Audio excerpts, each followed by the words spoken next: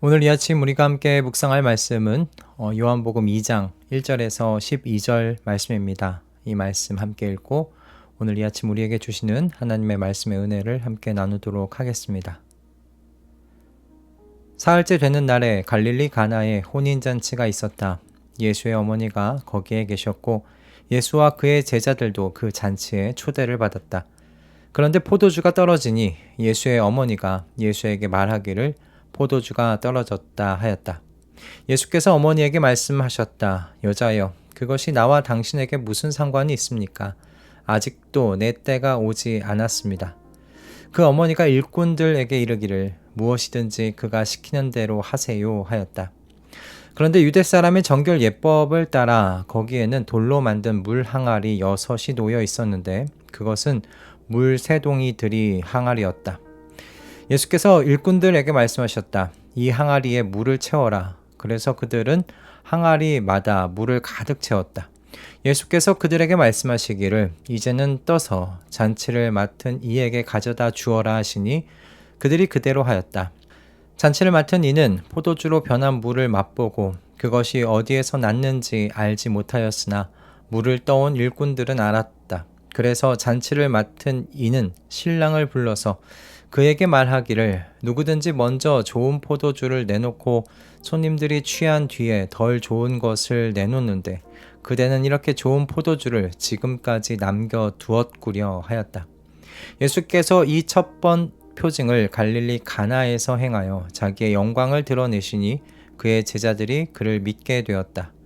이 일이 있은 뒤에 예수께서는 그의 어머니와 형제들과 제자들과 함께 가버나움에 내려가셔서 거기에 며칠 동안 머물러 계셨다. 아멘. 오늘 본문은 그 유명한 가나 혼인잔치의 이야기입니다. 가나 혼인잔치 이야기가 유명한 이유가 물을 포도주로 변하게 하신 예수님의 이 첫 번째 표적이 소개되고 있기 때문이죠. 이 이야기를 그런데 생각하면서 물이 포도주로 변한다는 것이 있을 수 없는 일이 일어난 것인데 이게 과학적으로 얼마나 말도 안 되는 일이 일어난 것인지 알고 싶은 제 개인적인 호기심이 일어났습니다. 그래서 좀 알아봤는데요. 물은 모두가 아시듯 산소 원자 1개와 수소 원자 2개의 결합으로 연결되어 있습니다. 대신에 포도주는 물과 같은 단일한 분자 구조가 아니라 다양한 물질이 섞여 있는 혼합물이라고 하는데 물론 물이 포도주의 가장 많은 성분을 차지하고 있습니다. 그럼에도 포도주이기 때문에요. 이 안에 무엇이 섞여 있냐면 에탄올이 또 두 번째로 많은 성분을 차지하고 있어요. 그런데 문제는 이 에탄올의 분자 구조에 탄소가 들어간다는 거예요. 이 탄소는 물을 구성하는 수소와 산소만으로는 만들어질 수 없어요. 만약에 정말로 이런 일이 일어나려면 어떤 일이 일어나야 하는가? 핵 변환이라는 것이 일어나야 한다고 합니다. 즉 뭔가 이게 핵 분열이나 핵 융합이 일어나야 하는데 여러분들도 아시다시피 이런 일이 인공적으로 이렇게 만들어내려면 엄청난 에너지가 필요하지 않습니까? 그러니까 결론적으로는 물이 포도주로 변한 이 사건은 과학적으로 만들어질 수 없는 이 탄소 원자가 새롭게 생성되어서 에탄올이라는 것을 만들어낸 정말 말도 안 되는 일이 벌어진 것이죠. 사도 요한이 이렇게 물이 포도주로 변환되는 이 과정, 이 안에서 벌어진 이런 과학적인 사건을 알지는 못했을 것입니다. 그러나 사도 요한은 물이 포도주로 변하는 이 사건을 통해서 예수님께서 불완전한 옛 질서를 끝내시고 새로운 질서의 시대로 대체케 하시는 분이시라는 것을 독자들로 하여금 깨닫게 하는 것, 이것을 목적으로 하고 있었습니다. 그리고 이 목적을 위해서 가나 혼인잔치의 이야기도 치밀하게 구성되어 있어요. 이 이야기 속에는 옛 질서, 그러니까 즉 모세의 율법이 다스리던 그 시대의 한계와 부족함을 드러내는 장치들이 자리를 잡고 있는데 두 가지의 장치가 자리 잡고 있습니다. 첫 번째는 가나 혼인잔치 이야기의 초입에 우리가 읽으면서 알게 되는 혼인잔치 자리에 포도주가 떨어졌다라는 것입니다. 당시 시대에 혼인잔치는 일주일 동안 진행되는 것이 보통이었대요. 그래서 이런 혼인잔치에서 포도주가 떨어진다는 건 오늘날 예식 자리에서 음식이 떨어지는 것보다 더 큰 결례였고 창피였다고 합니다. 그리고 사도 요한이 이야기를 이렇게 소개하는 것은 혼인잔치의 자리에 포도주가 떨어지는 것과 같은 그 부족함과 한계가 모세의 율법이 다스리는 과거의 질서의 상황이었다라는 것이죠. 이런 의미의 이야기가 또 두 번째로 등장하는데 그게 바로 돌 항아리에 담긴 물입니다. 돌 항아리는 유대인들이 식사 전이나 특정 행위 후에 손을 씻거나 그릇을 정결하게 할 때 사용됐어요. 이런 과정을 유대인들은 매우 중요하게 생각을 했었습니다. 그런데 여기에 등장하는 돌 항아리가 6개라는 것이 의미심장한 것입니다. 유대인들에게 완전함을 의미하는 숫자는 7이고요. 여기서 하나가 부족한 6은 불완전을 의미합니다. 그러니까 예수님께서 오시기 전까지 유대인들의 이와 같은 경륜이 불완전했던 것, 이라는 사실을 암시하고 있는 거죠. 결국에 이런 부족함과 불완전함은 풍요롭고 기뻐야 할 혼인잔치 자리를 당혹스러움과 부끄러움과 그리고 수치의 자리로 바꾸어 버릴 위기를 가져오게 되었다는 것입니다. 그러나 이 자리에 오신 예수님께서 물을 포도주로 변화시키시죠.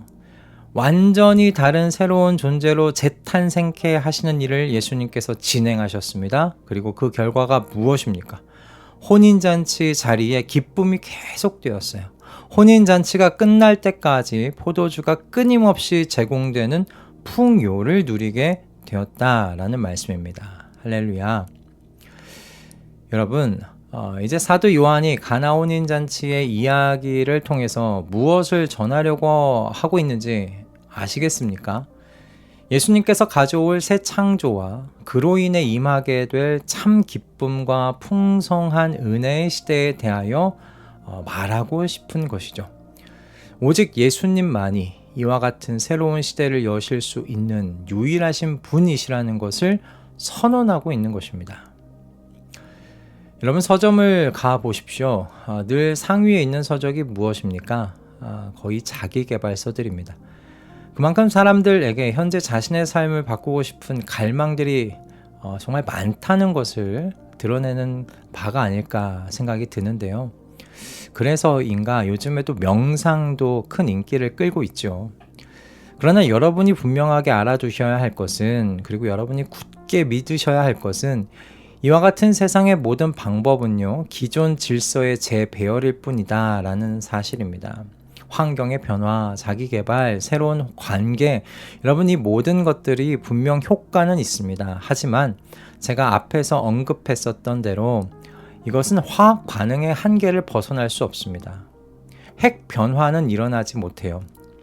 다시 말씀드려서 새 창조가 일어나지는 못한다라는 것입니다. 여러분, 새 창조의 일은 오직 예수 그리스도만이 하실 수 있는 일입니다. 새로운 창조가 가능하신 분은 물이 포도주가 되게 하신 예수 그리스도 외에 없으십니다. 그리스도 안에 있으면 새로운 피조물이라 이전 것은 지나갔으니 보라 새 것이 되었도다. 아멘. 주님께서 저와 여러분을 이와 같이 새 것이 되게 하시는 이유는 다른 데 있지 않습니다. 주님께서 저와 여러분이 혼인잔치의 기쁨을 누리게 하고 싶으시기 때문입니다. 풍성한 은혜의 시대를 살아가게 하고 싶으시기 때문입니다.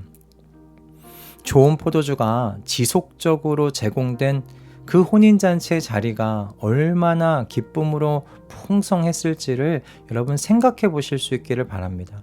바로 그 기쁨을 은혜와 자비가 풍성하신 주님께서요, 저와 여러분에게 주시기를 원하고 계신다라는 말씀입니다. 여러분, 우리는 이 땅에서 그저 단순하게 생존을 목적으로 살아가는 사람들이 아닙니다.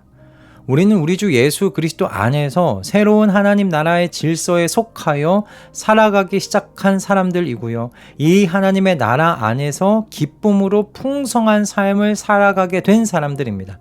그러니 오늘 일하는 이 현재를 그리스도 안에서 새 것이 된 사람들로 우리 살아가 보십시다.